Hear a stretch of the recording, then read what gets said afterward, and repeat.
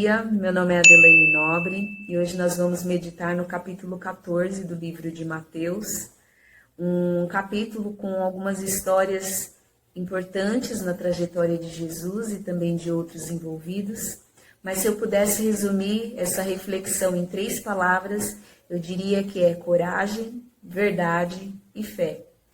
E esse capítulo ele já começa com o relato da trágica morte do profeta João Batista. E João Batista ele foi um homem diferenciado no seu tempo, ele fez a diferença e ele cumpriu o seu chamado. E o chamado de João Batista era muito voltado para o confronto ao pecado, para chamar pessoas ao arrependimento, convidá-las para o reino de Deus e batizando-as.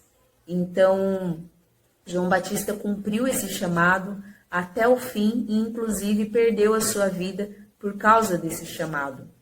Mas João Batista foi fiel até o fim, ainda que a consequência tenha sido perder a sua própria vida. Tudo isso porque ele confrontou uma pessoa muito importante naquela sociedade, que foi Herodes. E Herodes tinha um relacionamento com a mulher do seu irmão, Herodias, e João Batista o confrontou e disse que aquilo não era certo, que ele estava em pecado ao cometer aquele adultério. E por causa disso, João Batista foi preso, foi odiado e foi armada uma emboscada para que ele fosse assassinado. Porque no dia do aniversário de Herodes, a filha de Herodias dançou para ele como um presente e ele prometeu que o que ela pedisse, ela teria.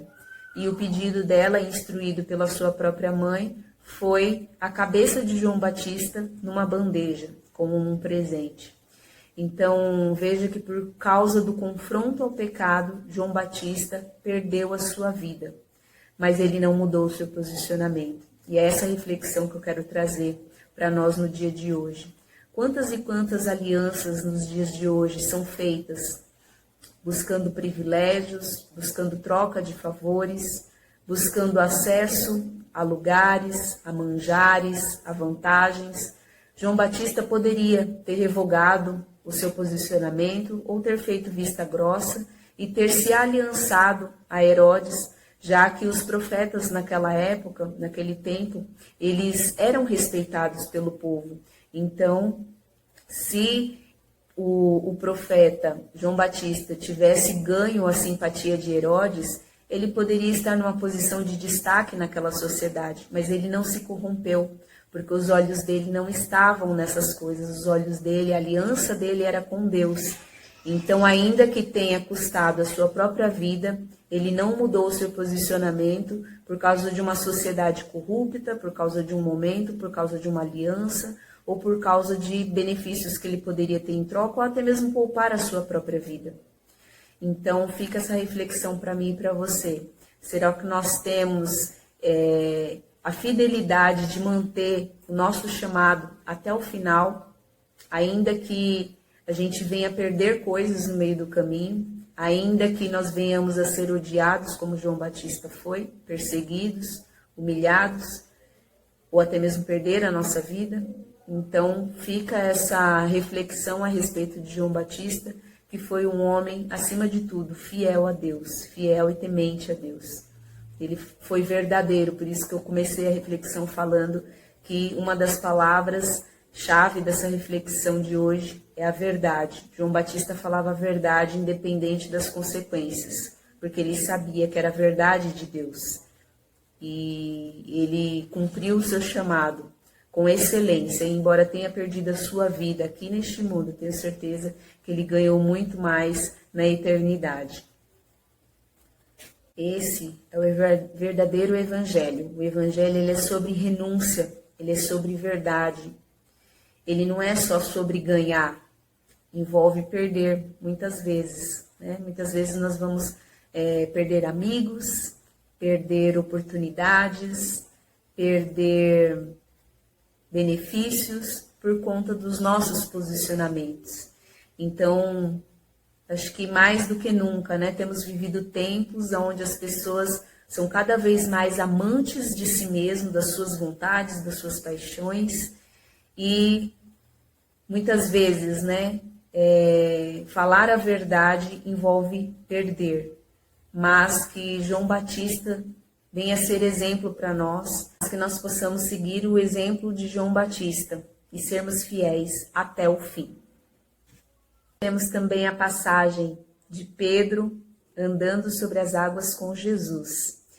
E aqui nessa história, eu vejo que muitas vezes, né, as pessoas focam muito na questão de Pedro, após ter começado a andar sobre as águas, ele ter duvidado e ter afundado.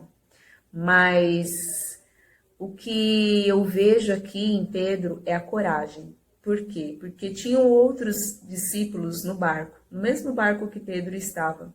Mas Pedro, quando ele fica maravilhado de ver alguém andando sobre as águas e até mesmo se assusta achando que fosse um fantasma, né? Tanto ele quanto os demais discípulos, Pedro, ele se destaca por um motivo, porque ele foi o único que pediu para ter essa experiência sobrenatural. Pedro, ele é o único ser humano fora Jesus, né? Que andou sobre as águas. É uma experiência surreal, né? Imagina você andar sobre a superfície das águas, assim como Jesus. E Pedro, ele pediu. Você pode ver que no texto não diz que Jesus o chamou, que Jesus tenha chamado qualquer um dos discípulos, mas Pedro, ele foi ousado. Ele pediu para andar sobre as águas junto com Jesus, caso fosse ele mesmo. E Jesus, a resposta de Jesus é maravilhosa, que foi venha. Então, quantos de nós temos ousadia de pedir experiências mais profundas com Deus? Porque é uma questão de nós querermos, né? Pedro quis isso. E é por isso que eu comecei também falando sobre coragem. Porque para termos experiências profundas e íntimas com Deus, é necessário que o desejo parta de nós, assim como foi com Pedro. Embora depois ele afundou e o mestre foi e salvou ele, mas é inegável a coragem que ele teve de pedir ao mestre para andar também sobre as águas. Então, que no dia de hoje você possa ter o mesmo desejo de Pedro, de ter experiências mais profundas, experiências que ninguém teve, porque a Bíblia diz, né, que nem olhos viram, nem ouvidos ouviram, nem jamais penetrou em coração humano aquilo que Deus tem preparado para aqueles que o amam. E o Pai, ele está disposto a nos proporcionar experiências mais íntimas e profundas, a viver o sobrenatural, porque não é uma limitação de Deus o sobrenatural, ela é nossa. Então, nós que precisamos romper em fé, né, e pedir a Deus e desejar, né, porque ele quer, é isso que ele vai dar como resposta para você, venha, porque ele estará lá do nosso lado, segurando as nossas mãos caso a gente venha vacilar. Mas o desejo tem que partir de nós, né? Se nós, no dia de hoje, pedimos, Senhor, eu quero ir mais profundo, eu quero ter novas experiências, eu quero te conhecer mais, eu quero andar sobre as águas com o Senhor, a resposta de Jesus para nós é essa, venha. Aqui nós vemos também a primeira multiplicação de pães que Jesus fez, aonde algo me chamou a atenção, né? Porque a multidão estava ali, aflita, seguindo Jesus, muitos querendo cura, muitos querendo milagres, e os discípulos demonstraram preocupação em relação a dispensarem a multidão para que eles pudessem comer, porque já estava tarde.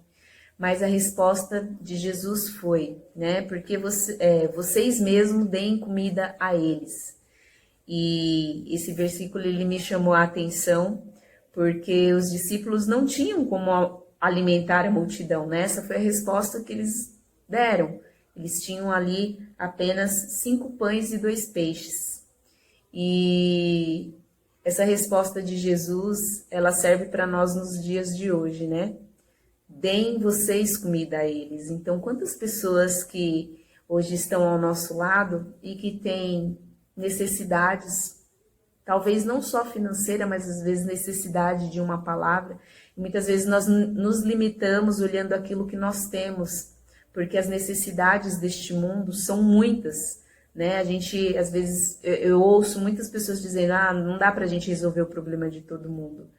Eu não tenho como, eu gostaria de ter mais recursos para conseguir ajudar mais pessoas. Mas veja que a situação é muito parecida com as que os discípulos estavam vivendo, porque era uma multidão, todos estavam famintos, mas os recursos eram limitados.